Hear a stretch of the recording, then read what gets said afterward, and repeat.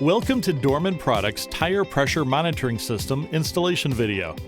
Before you begin, this installation is considered medium difficulty, but some specialty tools are required by our technicians and should take approximately 15 to 20 minutes per tire.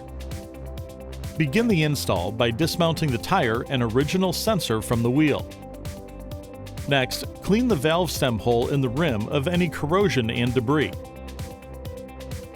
Take your new sensor and remove the washer, nut, and cap from the valve stem. Next, push the valve stem through the rim, then install the washer and nut, followed by tightening the nut and hand tightening the valve cap.